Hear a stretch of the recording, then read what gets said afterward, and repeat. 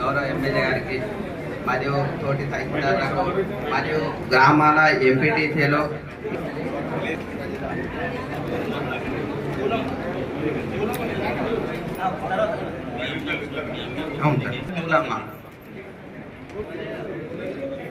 సింగారపు మరియా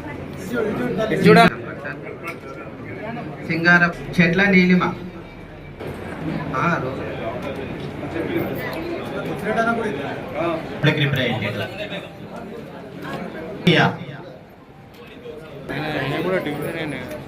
మామావతి గోశాల శైలజ గోశాల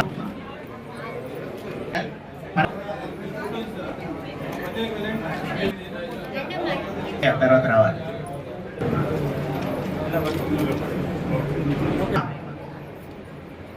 తర్వాత భూక్యా దేవి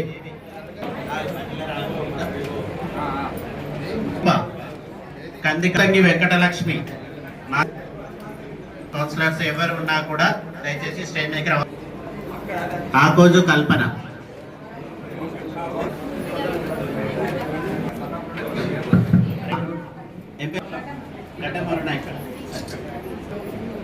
తర్వాత రామగిరి జ్యోతి, తర్వాత పూజారి వరమ్మ, థ్యాంక్ యూ, అన్నమనేని కవిత.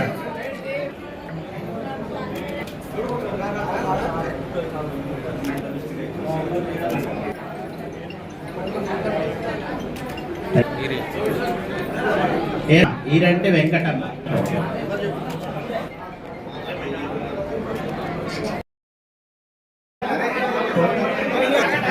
ముందుకు రావాలి, ఎంఆర్ఓ గారు ముందుకు రావాలి.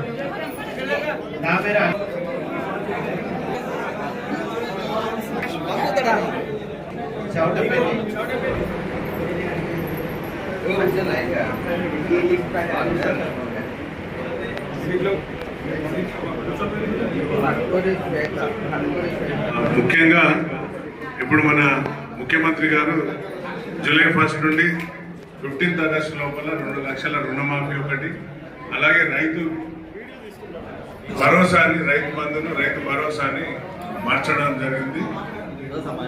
రైతు భరోసా అనేది ఎన్ని ఎకరాల వ్యవసాయదారునికి ఇస్తే బాగుంటుంది అనేది మీ అభిప్రాయం చెప్తే ఎంఆర్ఓ గారు కూడా దాన్ని నమోదు చేసుకుంటాడు. కాబట్టి ఆ ప్రభాకర్ గారిని ఎక్స్జెడ్పీటీసీ గారిని రమ్మని,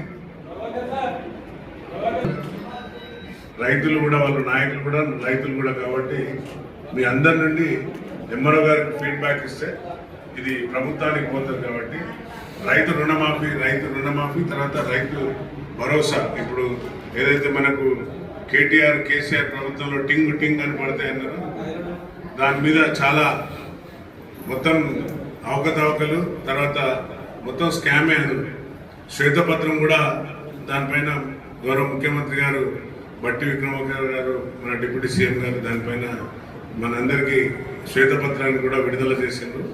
ఎందుకంటే ఫామ్ హౌస్ ఉన్న చాలా మందికి లైక్ మల్లారెడ్డి కాలేజ్ సంస్థ అధిపతికి కూడా 100 ఎకరాలు ఆయన అకౌంట్లో పడడం జరిగింది. అలాగే మన ఎమ్మెల్యే గారు అప్పుడు ఉన్న రాజగోపాల్ రెడ్డి గారు కూడా ఇప్పుడున్న ఎమ్మెల్యే గారు గౌరవ సభలో మాట్లాడుతూ నాకు వద్దు రైతు రుణమాఫీ, రైతు బంధు వద్దు, నాకు ఎప్పుడైతే ఇది రైతు భరోసా ఏదైతే చేసిందో ఈ రైతు భరోసా నాకు వద్దు, ఇది పేద రైతులకు ఇవ్వండి అని నా డబ్బులు కూడా నేను నా యొక్క కాన్స్టిట్యున్సీలో పేద రైతులకు పంచుతున్నా అని ఓపెన్గా చెప్పిండు. అదందరికీ తెలిసిన విషయం. సో దానిపైన మీ అభిప్రాయాలు ఒక్కొక్కరు ఏమన్నా చెప్తే ఎన్ని ఎకరాల రైతుకి ఇస్తే బాగుంటుంది, ఏ విధంగా వారిని మనం రైతును, ఎందుకంటే కాంగ్రెస్ ప్రభుత్వం రైతు పక్షపాతి, రైతును కాపాడుకునే ప్రభుత్వం ఏదైనా ఉందంటే కాంగ్రెస్. మీ అందరికీ తెలుసు, అప్పుడు వైఎస్ఆర్ ఉచిత కరెంటు ఇంట్రడ్యూస్ చేసింది కూడా వైఎస్ఆర్. కాబట్టి మీ యొక్క అభిప్రాయాలు ఎంఆర్ఓ గారికి చెప్తే దాన్ని నమోదు చేసుకొని తప్పనిసరిగా, అంటే ఇక్కడ పార్టీలకు అతీతంగా, అంటే మనం కాంగ్రెస్ పార్టీ కాబట్టి మనమే చెప్పుకోవడం కాదు, రైతు యొక్క మైండ్లో ఏముంటే బాగుంటుంది, రైతు ఏమిస్తే బాగుంటుంది, రైతుకి ఏ విధంగా కాపాడితే బాగుంటుంది అనేది విషయంపైన మీరు చెప్తే చాలా సూచనలు తీసుకుంటారు. అలాగే ఈరోజు కళ్యాణ షాదీ ముబారక్ ఈ చెక్లు పంపిణీ జరిగింది. వచ్చిన వారందరికీ కూడా నా యొక్క హృదయపూర్వక అభినందనలు. అలాగే ఒకవేళ ఏమైనా సమస్యలున్నా రాకున్నా ఈ చెక్కులు ఎవరికైనా రాకుండా ఉంటే వచ్చి నేరుగా ఎంఆర్ఓ గారిని కలవచ్చు. లేకుంటే నన్ను కలిసిన మా పిఏ గారు వారి యొక్క పేర్లు నమోదు చేసుకొని వారికి ఏ విధంగా ఇబ్బంది కొన్ని అకౌంట్లో వచ్చి హోల్డ్ అయి ఉంటున్నాయి. అసలు వాటిపైన కూడా తక్షణమే నేను ఎంఆర్ఓ గారితో ఆర్డీఓతో అందరితో మాట్లాడి చేస్తున్నా. అలాగే నిన్న చాలా మంది యాదవ సోదరులు ఏదైతే గొర్రెల స్కామ్ లో ఇంకపోయి ఉన్న వాళ్ళందరికీ కూడా నిన్న పోయి గౌరవ ముఖ్యమంత్రి గారిని నేను హైదరాబాద్ పోయినప్పుడు అన్న వాళ్ళు చాలా రోజులు అయింది డబ్బులు కట్టి బ్యాంకులన్నీ ఆగిపోయినాయి, సురేష్ రావే నేను ప్రత్యేక బిల్లు పైన ఏదైతే జరిగిందో దానిపైన నేను గౌరవ ముఖ్యమంత్రి గారిని కలిసి వారికి చాలా మంది సబ్సిడీ డబ్బులు లేదు దయచేసి ఇమీడియట్లీ స్పందించి ముఖ్యమంత్రి గారు సెక్రటరీకి చెప్పి అవన్నీ కూడా మళ్ళీ వారి వారి అకౌంట్లలో వస్తున్నాయి. నిన్న ఒక సుమారుగా 150 మంది పర్వతగిరిలో ఉన్న కల్లడ యాదవ్ సోదరులు కూడా నా దగ్గరికి వస్తే మళ్ళీ నేను మాట్లాడి ఆ గొర్రెల స్కామ్ జరిగిన దాంట్లో డబ్బులు వెనుకకు వచ్చే విధంగా వారికి చెప్పడం జరిగింది. కాబట్టి మన దగ్గర కూడా వర్ధనపేటలో ఎవరైనా సోదరులు యాదవ్ సోదరులు మన దీనికి గొర్రెల పంపిణీ విషయంలో డబ్బులు కట్టుకుంటే నా దృష్టిని తీసుకురండి, కలెక్టర్ గారితో మాట్లాడి వాటిని తక్షణమే వారి అకౌంట్లలో మళ్ళీ వచ్చే విధంగా ఏర్పాటు చేస్తా. సో ఈ మంచి అవకాశం రైతులది. మీరు తప్పనిసరిగా మీ సూచనలు ఇవ్వండి, సూచనలు పాటించి ఎంఆర్ఓ గారు ప్రభుత్వానికి రాస్తారు. మన రావు గారు కూడా పెద్ద రైతు, 100 ఎకరాల రైతు, ఆయన కూడా వారిని కూడా రమ్మని సాధారణంగా ఆహ్వానిస్తున్నాం. ఎవరికి ఇస్తే చాలా బాగుంటుందని మీరు నమోదు చేసుకొని ముందుకు తీసుకెళ్తారు. ముందుగా ఎవరు మాట్లాడతారు?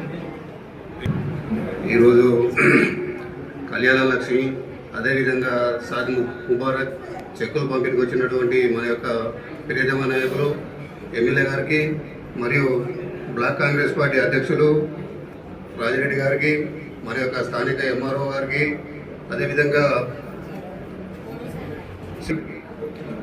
వేదికపై ఉన్న పెద్దలకు ఈ కార్యక్రమానికి వచ్చినటువంటి కాంగ్రెస్ పార్టీ కార్యకర్తలు కానీ లేక రైతులు కానీ ప్రతి ఒక్కరికి నా యొక్క హృదయపూర్వక నమస్కారాలు తెలియజేసుకుంటున్నాను. గత సంవత్సరంలో అట్లాగే మీడియా మిత్రులకు కూడా నా యొక్క అభినందనలు. గత ప్రభుత్వంలో 10 సంవత్సరాల నుండి కేసీఆర్ గారు రైతు బంధును మరి 100 ఎకరాలు ఉన్నటువంటి రైతులకు కూడా ఇవ్వడం జరిగింది. అదే కాకుండా సాగు భూమి కాకుండా బీడు భూములు, కుంటలు, గుట్టలు, అదేవిధంగా ఇండ్ల స్థలాలకు కూడా మరి రైతు బంధు ఇవ్వడం జరిగింది. మన యొక్క సొమ్మును వృధాగా పెద్ద రైతులకు ఇవ్వడం జరిగింది. ఈ రోజు కాంగ్రెస్ పార్టీ వచ్చిన తర్వాత మరి 2 లక్షల రుణమాఫీ ఆగస్టు 15 లోపు చేస్తూ ఉన్నాడు మన యొక్క ముఖ్యమంత్రి గారు.